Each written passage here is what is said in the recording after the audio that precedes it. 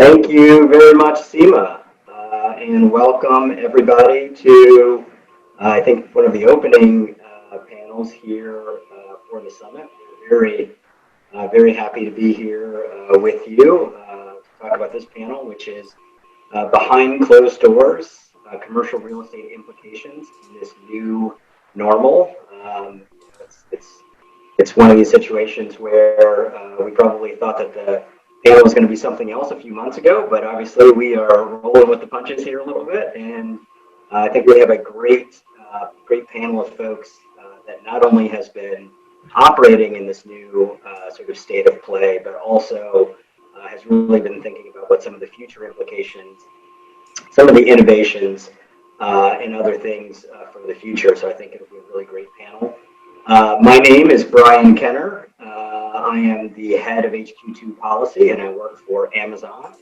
I would like to maybe have each of the panelists just go around and just briefly say sort of who they are and who they work for. And so let me start with Greg, and then I will continue all around. So I'll hand it over to you, Greg.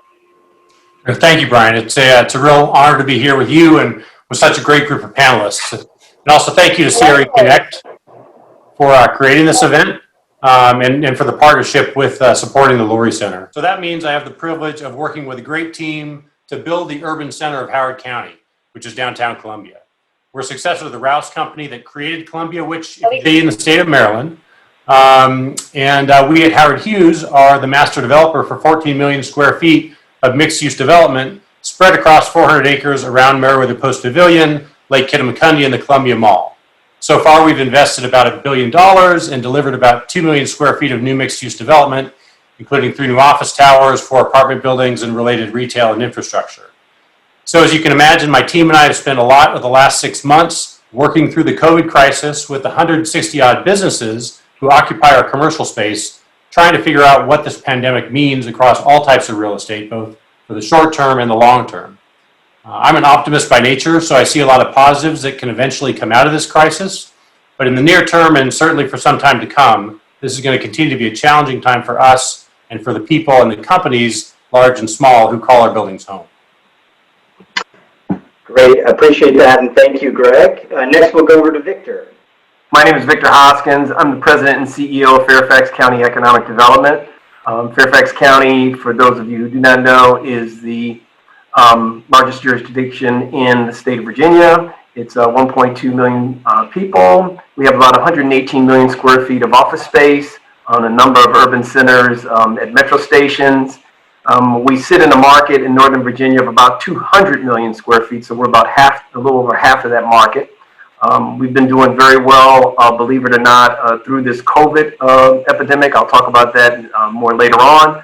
But our big challenge, like most jurisdictions, is really working with our small businesses, particularly those that are in restaurant and retail or related to hospitality. Those are probably the soft spots right now and the most difficult ones to deal with. We've had a very good run over the last few years, and we continue to work to bring business to Northern Virginia and actually to the region. Great. Thank you very much, Victor.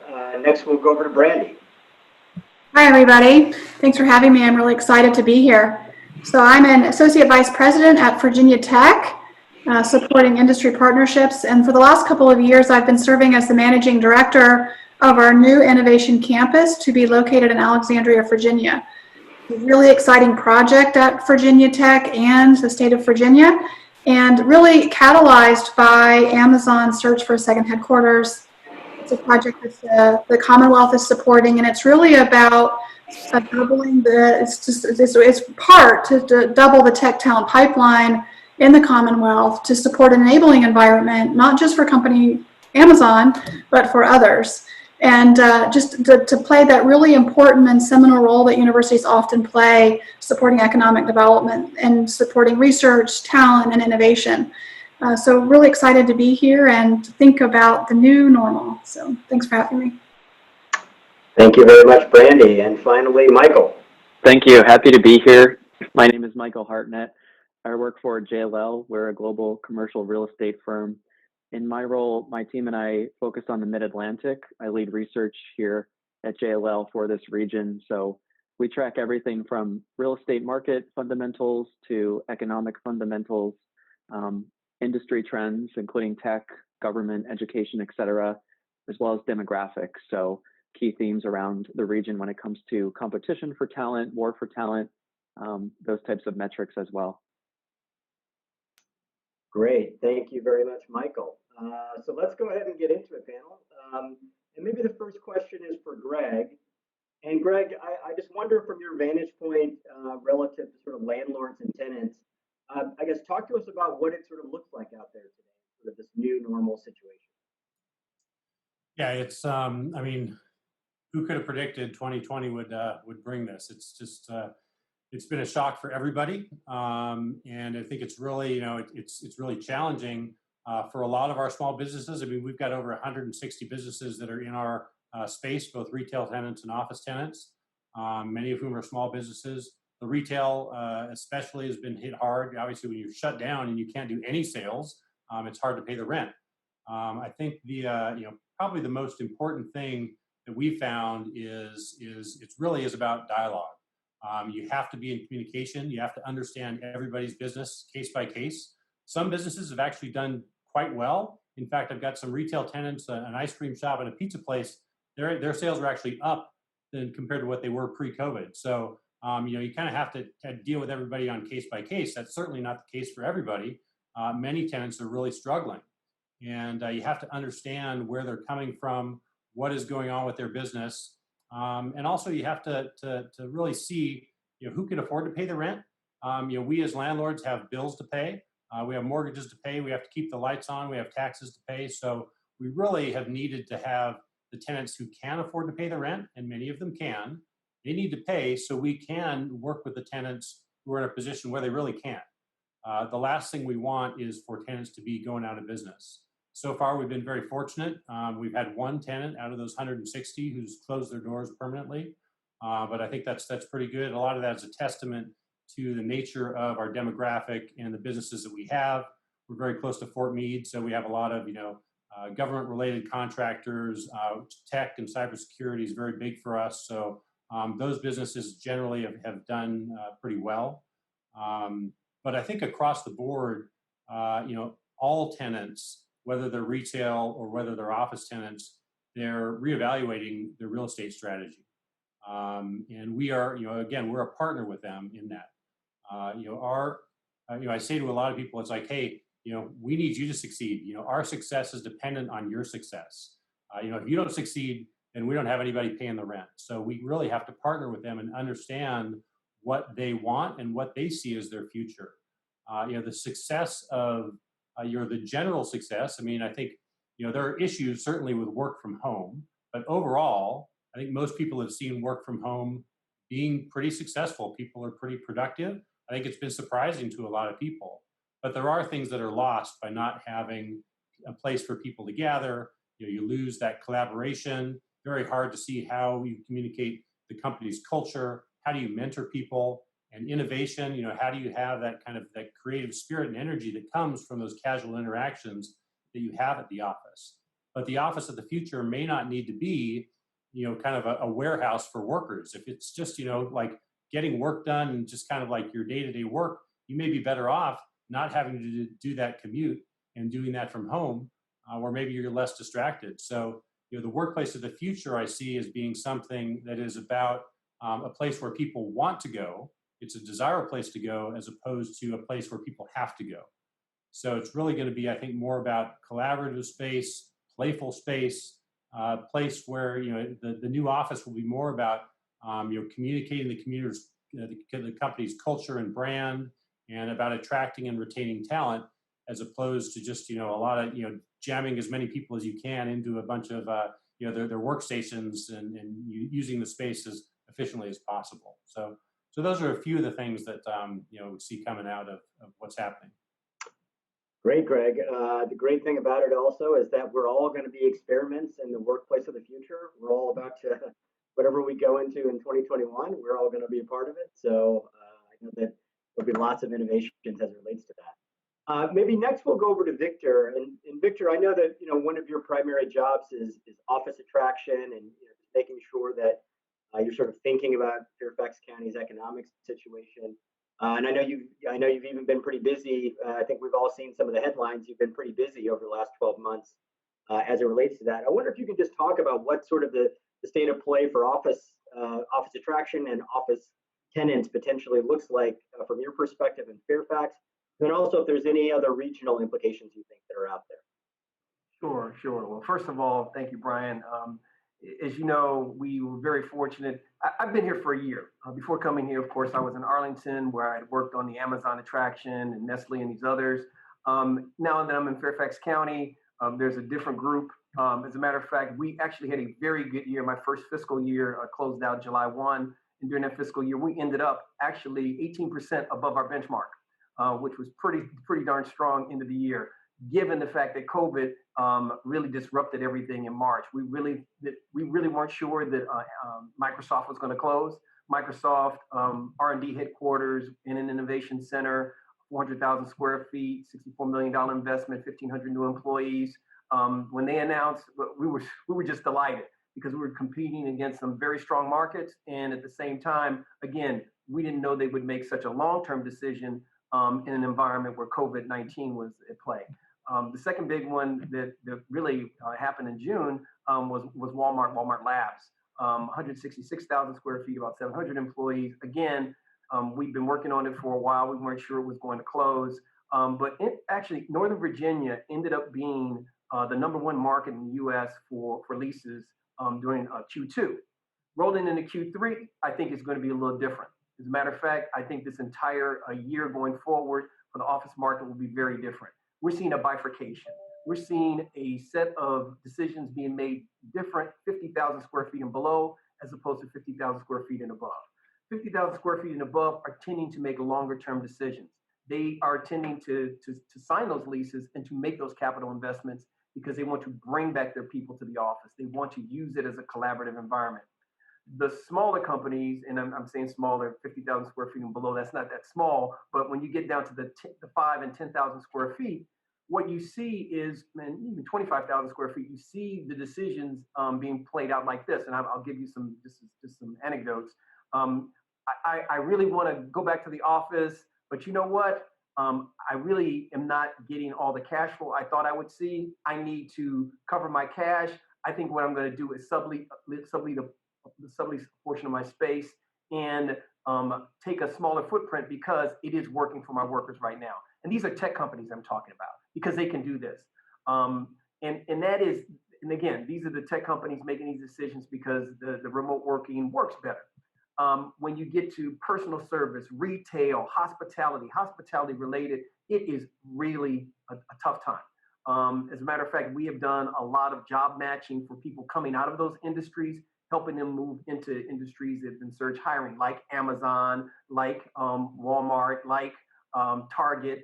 They're doing surge hiring, and it's not the perfect job, but it's better work than no work at all. So we're really trying to match people right now. And then we also have a lot of talent attraction work going on right now. We did a big talent attraction event at the end of May for recent grads and rising seniors. We had about 1,000 participants, 13 companies. They had 4,000 positions open. Then we did one for tech workers in July, about the same size. Actually, it was 16 companies. And then we did another one with the Hispanic Chamber about the same time. So what we've been doing is basically trying to take advantage of the fact that we are working remotely, that we are in this virtual environment, and how can we attract talent in that virtual environment? Gotcha. I can only imagine the decision-making that tenants are having to go through today to decide whether or not they want to make that long-term decision or whether they want to be a little bit more flexible. I think that's probably a good sort of segue into our next panelist, our next question. Brandy, everybody's got either kids going back to school or students are going back to campus. I think you all are also in a sort of a new situation, sort of opening up sort of a new business line, I'd almost call it, with Virginia Tech that you're sort of helping to lead up. So I wonder if you could talk to us a little bit about sort of how Virginia Tech is sort of approaching this deal. Yeah, thanks. So higher ed has been turned upside down in the last 6-8 months. but with, as we said earlier, with disruption comes innovation, and there will be lots of things that change, but also lots of things that stay the same, or maybe that we feel even more affirmation that they're the right things. So we get asked all the time, so you're just going to go online? Our campus is a thing of the past. And if you've been paying attention, you will note that students are flocking in numbers desperately to come back to college. College offers many things besides just what you learn in a classroom. And so I guess the way we would say it and think about it is that this does present opportunities to ask the question, what can be online? What are the best ways to reach maybe large numbers of students for certain things, but also where are the really special places where you do want students to continue to work together? And so I think that's kind of where the balance may be over time. So the spring was sort of an epic time for all universities, and many of them went completely online in a matter of 2 weeks. That's a pretty extraordinary thing when you think about the 35,000 students at Virginia Tech alone and what it means to transition everything online in 2 weeks, but we did it. That's kind of what you do in an emergency response mode. And then over the summer, most universities put together really thoughtful plans around how to bring students back, but do it in super careful ways. And some of that's gone better than others. Virginia Tech has set a model for how we do it and how we've set up testing labs and done a bunch of contact tracing and just a whole bunch of very thoughtful mitigation plans. And HOKIES and students are super willing to take precautions to stay together. So that's where we are on the Blacksburg campus, and things are going well. For the Innovation Campus, we're at the very beginning of launching the campus. So it was a period of time where going online wasn't particularly challenging. And so we're delivering programs online and creating opportunities for students to connect in lots of different ways as well. So it hasn't been super disruptive in an innovation campus. Might be different in 4 or 5 years from now, but as we start the path, it's been fine. But what I would sort of come back to my original thought, there's opportunities now to ask the question, what are better online platforms, how to deliver content online when it makes sense, but also appreciating that there's so much to be gained from community and from campus life and all that sort of thing. And so how do we do that in a safe way? And that's really where we are today. As most parents are pretty excited to send their kids to college when that time is ready. So makes sense. I know lots of parents, lots of people are going through that same decision-making process. And then finally, Michael, I know you sort of have a unique perspective, sort of on the research side. You get to look at things more in terms of trends in the region. Can you talk to us a little bit? How have you seen sort of business decisions? How are they sort of playing out in this new state? Sure. Thank you. So I think our economy is interesting if you look at it from an industry breakdown. We're very non-cyclical. So the government contracting, the data center market here, this is a type of economy that many other major cities don't have. We don't have that anchor with the federal government, for example, in say San Francisco or Boston or New York. So those cities saw a lot of growth the last cycle versus us, but during a downturn like this, it tends to be a very positive outcome for this market. So what I'm starting to see is really different trends by industry as far as how businesses are reacting when it comes to the data center market, for example. Extremely COVID proof. We have the largest data center market in the world in Northern Virginia. Haven't seen any blips there. On the life sciences side, in the I-270 corridor of Maryland especially, we're seeing real-time growth and active leasing requirements post-COVID because of that life sciences real COVID-19 response and the fact that R&D and that type of work really still needs that physical footprint. And then I think lastly, the real positive industry coming out of this region so far has been e-commerce and industrial. And you don't really think of the DC region as part of that urban logistics story historically, but we've seen the rise in grocery orders and people online shopping more than ever. And DC in this longer corridor now is becoming more of a target for the big e-commerce providers to really, again, infill that last mile space. So those are really the three, I would say, active bright spots amid COVID. Many other sectors, such as government contracting and tech and just professional and business services, they're in a wait and see approach. This economy, again, is very non-cyclical. We're not seeing volatility here like you see in Boston or New York right now with unemployment rates. We've stayed relatively healthy when it comes to unemployment year over year versus those other cities. But at the same time, companies are just waiting to see. I think the work from home policies will be interesting. From surveys we do internally and looking at projects that are currently underway, we're finding that if your workforce is going to be 50% or higher work from home permanently, you're going to need to really revise your space requirements. If you're going to be under that 50% work from home threshold and a little bit looser or flexible of a policy there, you probably will need the same amount of space, we're thinking, especially with potential de-densification issues at play. So that 50% benchmark is really what we're looking at. I think all the panelists are exactly, saying what I'm seeing here when it comes to the need for that physical footprint still, but in a different way. Learning, R&D, collaboration. I think education is more critical than ever for how companies continue to look at their footprint moving forward and how do they focus on that learning and R&D perspective. Amazing. Yes, it is. It's real time for all of us. It's real time for all of us. So we're all kind of making those adjustments. I know that there's some questions in the chat, and that's great. I want to encourage all of the participants who are out there to continue to put their questions in. I'm going to get to those questions here in a second. I'm going to ask just a few other sort of follow-up questions for the panelists, and then I want to get right into some of those questions. So please keep those coming.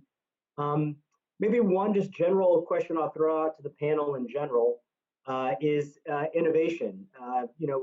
Our region sort of has been known as an innovation region for a while, and I would assume that the same would be the case for how companies, how industries are continuing to innovate during this time. So I wonder if anybody's got any other innovations, either that they have witnessed or are part of, or anything that they see as potentially portending what the future might be. Well, there have been some fun things that we've seen. I think the robot delivery of meals in Fairfax City was just, both interesting, but a little humorous. And it actually got a lot of global exposure for us, which actually drew attention when we were recruiting for some companies overseas. So I thought that was interesting. That was one.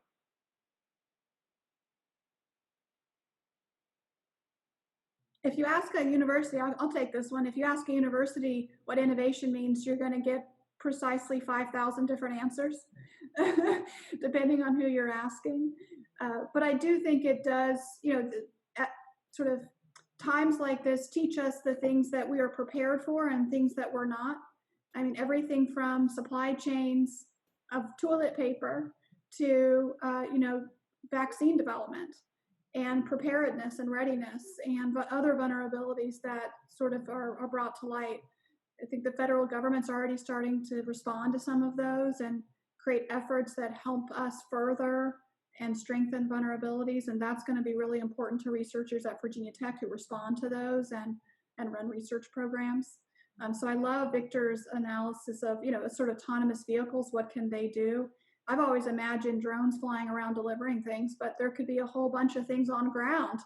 And our Virginia Tech Transportation Institute does a lot of work in autonomous vehicles and autonomous vehicle delivery of things.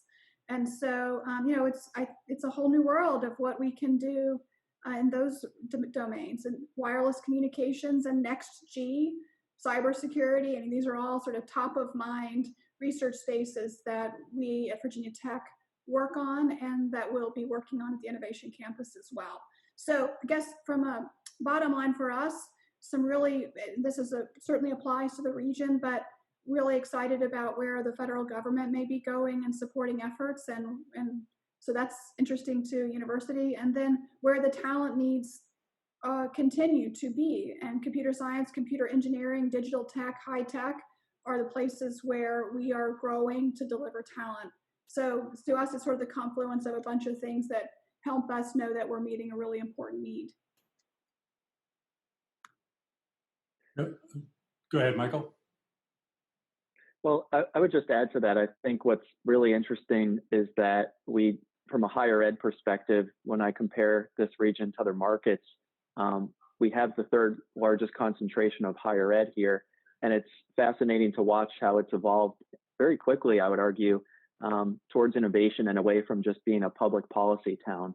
So whether it's University of Maryland, Virginia Tech, George Mason's plans, it's a really fascinating time to be in this region where there's a much bigger push on innovation and next generation technology, and it's not just being branded as a government town anymore. So I think a lot of tenants around the country, as they think about the DC brand, are starting to notice that as well and understand that while DC may have not been part of the last wave of the tech cycle because it has been more of a consumer product cycle, they see a lot of opportunities in DC on the cyber, cloud, artificial intelligence side. That's really our bread and butter moving forward, I think. Yeah, I would say we see the same thing. In Howard County, we're very close to Fort Meade, which is the largest employer in the state of Maryland, which is also home of NSA and home of U.S. Cyber Command. So we have an incredible pool of highly educated tech workers who are working in cybersecurity for the government, and a lot of innovation is spun out of that. Our anchor tenant for our new office building, Tenable, which is one of the leading cybersecurity companies, that's spun out from a guy named Ron Gula who used to work for the NSA, sort of doing white hat hacking, and created a multi-billion-dollar cybersecurity company out of that. So an innovation, just to add on the real estate side, it's not brand new, but something that we think is going to be important considering that the world that we're operating in now, where tenants are concerned about making long-term commitments, they're concerned about making big capital investments. We've expanded a spec suite program called Inspira, where we are basically saying, hey, we've fit out the space. All you got to do is bring in your furniture and your desks, and you can sign a shorter term lease. So, if you want, 3,000 square feet, 5,000 square feet, you don't want to make a 5-term lease commitment, you don't want to put a lot of capital out, we can do that. We can accommodate that. And also, as we see more, there's been a lot of discussion about the hub and spoke philosophy, about people wanting to have maybe a secondary workplace that's closer to their home. We think this is a great way to accommodate that. A way that people can have a sort of a lower risk way of getting into space quickly in a very kind of welcoming environment. Great. Those are great answers, great responses, great thoughts about what's going to happen in the future. Maybe another question for the panel. What are some permanent changes you think will continue, even sort of past this pandemic? And then what do you anticipate will go back to normal for economic development, commercial real estate in the region? Yeah. Well, one thing that I believe will not change is the way that economic development works. We have to see our clients, and that's something that we haven't been able to do, physically in person. And I know it feels awkward for us. It feels awkward for, I think, all real estate professionals. Even doing site visits, we've been doing a lot of site visits virtually, and you can't really see all the characteristics of the property virtually. You can get a good idea, but you really have to come in, as my boss on Wall Street used to tell me, you got to see the dirt. So if you haven't seen the dirt, it's very difficult to really make a long-term decision. So I believe that that's going to return. And that means travel, that means going to conferences, because that's really how we make a lot of our connection. That means a lot of visits to other markets. So I don't think that's going to change. One thing that I believe will change is how often we meet in person, because this has turned out to be such an efficient way to work. I actually have 6 offices that are not in Fairfax. We have 5 offices overseas and 1 in California. And all 6 of those offices are on our Monday morning call. We used to talk to them once a month. Now I talk to them once a week. So I'm constantly understanding and getting updates on potential tenants and things that we can do to pull people in. The other thing that I think is going to continue to evolve is using this virtual platform. We've had a lot of success, particularly with companies out of Europe looking seriously at our market, but you have to curate the group of people that you bring together. And it's a much smaller group. This is what we found, a more curated group with similar industries, not exactly competing with one another, but similar industries. And we found a lot of opportunity in the cloud, cyber, AI, software, unmanned vehicle space because of all the things that are going on in Northern Virginia. So I think that will continue to grow. So it's interesting. I think we're gonna lose something, the frequency that we meet, but we're gonna gain something, the opportunity to use this platform in a different way and gain more customers through that. I would add, another thing that I think is going to see permanent changes, and exactly how it, shakes out. I mean, my crystal ball is not perfectly clear, so I can't tell you for sure. But clearly, retail. There's been a lot of discussion about, how this pandemic has accelerated trends that were already existing. We've talked about the trends in retail and sort of the Amazon effect, and what does that mean for brick and mortar retail? Well, this certainly has accelerated that. So. For big box retail, for the malls, we have a mall in Columbia. It's not, we don't own it, but it's in our downtown area. Those department stores, what is going to happen with that space? I know there was recently an announcement. Simon, one of the big retail landlords, is working with, I believe, Amazon on turning some of that space into distribution space. I think, but what happens with 1 million or 1.5 million square foot mall? Is a big question. Retail space, however, there's also, I think there always will be a demand for retail. People, I think, can't wait to get back into a restaurant.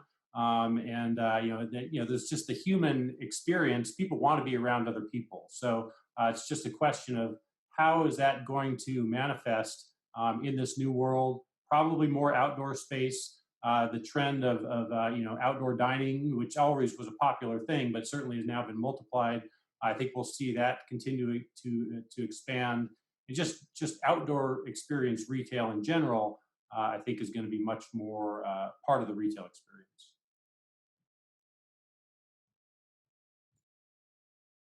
Great. Michael? Sure. What I would add too is, as we really study sentiment, right? I think when we look at our corporate clients around the country, even the world, it's always fascinating to see how the survey results have changed since the start of COVID until now. And what we're finding is that, about 60% of the workforce misses some form of the office, right? That human interaction, especially. They enjoy the personal comforts of home. I can just run to my kitchen to grab something, or cooking dinner might be a little faster now, what have you. But they miss the human interaction of the office, and we're finding that percentage increase as this drags on. So what we're starting to see on the design side, I think, is tenants really focus on what does that mean for an office? How do we brand it more as a social hub now? The health, the well-being, the connectivity. So not necessarily a place for individual task after task, but really using that time wisely and making it feel like more of a, again, kind of that collaborative buzzword, if you will. So I think more and more as companies really take a hard look at their bottom line and where they want to spend their real estate dollars, it has to meet that social hub criteria to really get workers to feel like they're in that well-being type environment moving forward. That's the one, point I want to get across on the office side. I think retail is a little bit different right now. I think what we're starting to see there is the senses, right? The physical, the smell, the human touches. A lot of the more sensory items when it comes to physical space are more important than ever for retail. Experiential retail, especially, becoming more of a trend. Brick and click, right? If you have an in-store presence, you must have equal or even greater of a technology presence. So while the office environment needs to have a lot of those physical senses, retail is almost more critical for having those experiential physical senses moving forward to get people to shop there, I would argue. Great. Well, we appreciate, panelists, we appreciate your responses to that. I want to get to some of the questions that are in the chat. And so maybe the first one for Greg, there was a question about, you mentioned sort of the tenant ratio. sort of what does that partnership look like? Is it base rent adjustment, providing more services? I think just a question about that. Yeah, and we have been, like I said, we've been very fortunate, so far, knock on wood, we haven't had many tenants shut their doors. In fact, only one so far, but I think, part of the reason why we've been lucky there is because of the PPP program. I think, the federal government acted very quickly, and it was maybe a little bit of a shotgun, scattergun approach. It wasn't necessarily finely tuned, but it was big and it was fast, and it really worked for a lot of people. So I am concerned, now that, it seems like Congress is, we thought something might be coming 6 weeks ago or 4 weeks ago. It doesn't appear like anything is happening in terms of a second round of support. So I am concerned that, many of our businesses are we may see a second wave. In terms of what the partnerships look like, it really is on a case-by-case basis, depending on the tenants. We need to understand their business. We need to see what their financial situation is. And if it really is dire, then generally we defer the rent. We work out some way to defer the rent. We haven't really done for the most part adjustments to the base rents or abatements. It really is hey, we understand you're in a tough situation now. This is not going to be forever. So let's you don't have to pay us now. We do expect to get paid at some point in the future, but we want to work with you and make sure that you're around, because again, the worst thing for us is to have our tenants, going out of business. So great. Another question for Brandy. Brandy, are you still seeing students moving to campus to study remote? Did they stay home? And how is this affecting the local economy without the students? Yeah, great question. So it varies for some university versus others. In Virginia Tech's case, we developed a very comprehensive plan that, as I said earlier, involved testing and contact tracing, and we wear masks on campus and in our classrooms and adhere to very strict social distancing policies, etc. There are some classes that are delivered in person where that is really, really important, and there are many that are delivered online. But yes, we invited those in the dorms to join on campus. But that really only applies to, say, a fifth of our population, maybe not even that. I don't have the exact numbers, but of course, many students live off campus, and those, they can come and go as they please. They're just regular people attending college, living in off-campus housing. And so, so they're living there, and we've got folks in the dorms at the moment. And so, so far so good. Keep your fingers crossed. I think the local community is particularly the retail is happy to have the students back.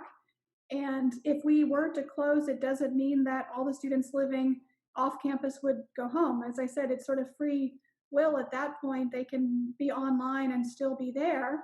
And so that's, sort of just one reality of many campuses that are closing. Those in the residence halls promptly go rent an apartment. And so there's some dynamics that are happening there that may not be as sort of present in the press in terms of what the dynamics are. But at Virginia Tech, we've taken it very, very seriously, and just really proud of our success so far, and the students and how they've taken it seriously. So great. It's always encouraging when sort of that message about health and wellness and the implications kind of spreads. So we're very much appreciative of that. I've done one other thing I'd say is I've done a number of kind of welcome videos and things like that with a mask on, even though there's no one near me. We're lucky today that I'm not wearing a mask. Even though we're by ourselves, just to model that really important behavior. We know that transmission rates are much lower with mask wearing. And so it's really heartening to see students with masks on and truly around town and in our restaurants and walking around. And it's just, of course they have Virginia Tech on the front of them or whatever to carry the spirit. But it's been a very helpful practice. So. Great. Victor, what words of advice or wisdom would you give office landlords and retail landlords who have lost some of their tenants and are looking to fill space in Fairfax County? So there are going to be a number of businesses that don't come back into that. After the last recession, we lost about 25% of businesses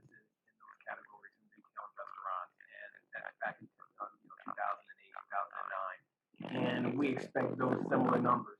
And what we are, when we do talk to owners of assets, we talk to them like have them think of things like Greg small owners are thinking of, which is, there are options out there like last mile.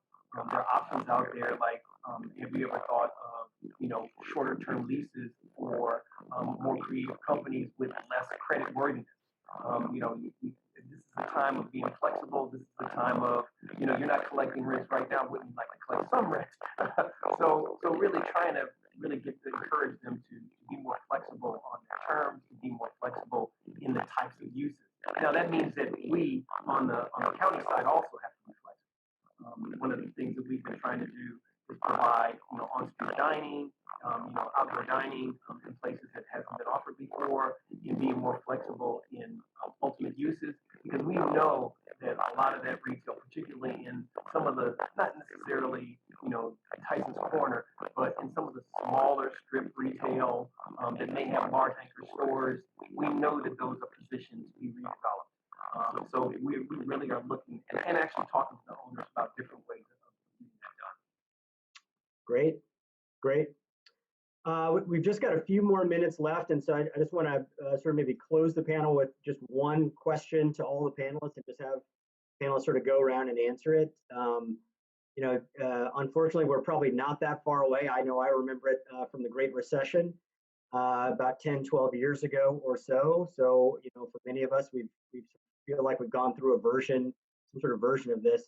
And so I just wanted to ask the panel, any lessons learned, any things that you think happened during the Great Recession that could be something that would be valuable for folks who are in the audience tonight just to hear as we sort of continue to weather through this sort of current economic pandemic. And I'll just open it up to whoever wants to start with that question. Looks like Brandy might want to start with that. I guess I would just say it'll be okay.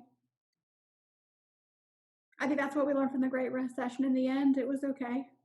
We made it through. Yeah, I would say it's the Howard Hughes Corporation is, in our current iteration, we were created out of the Great Recession. It was the General Growth Company went into restructuring, and we emerged out of that. So it's a time, it'll be a time of opportunity.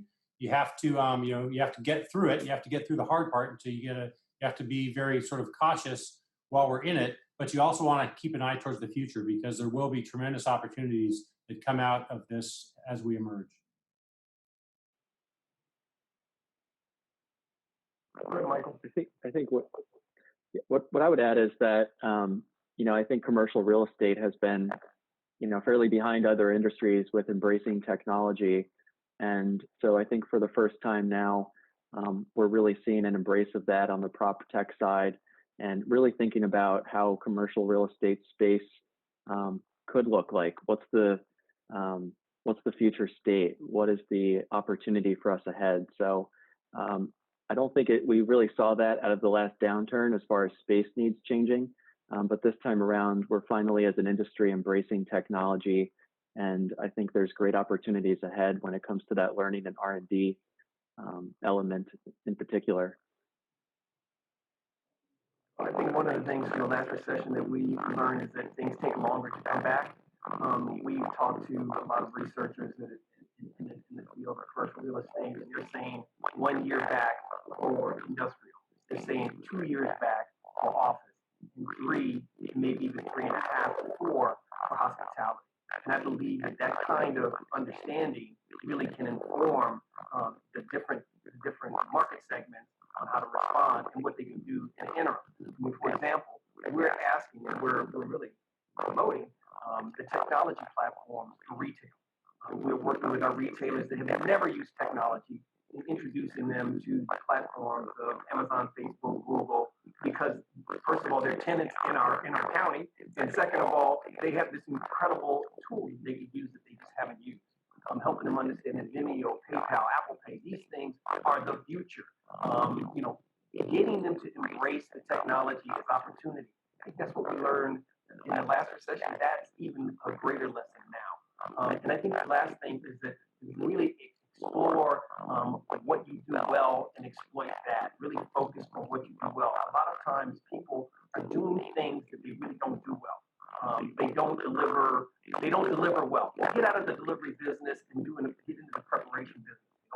don't prepare well, get in the supply business. Do the part of the work that you do extraordinarily well at, and leave the rest alone. Outsource it. Let other people do it. You can make more money by exploiting the thing that you do best. So those are the kind of things that we're encouraging people to do. And remember, that's how. I had forgotten about general growth coming out of that last recession. Greg, when you mentioned that, I was like, oh my God, I remember that. I remember the Inner Harbor in Baltimore and these other assets that they own. Unbelievable what you've done. And that just proves the case that it's time to embrace opportunity. Great. Well, I know that I think we're at time. So I wanted to say thank you to all the panelists for your participation. I know that everybody out in the audience really appreciate it. And I will hand it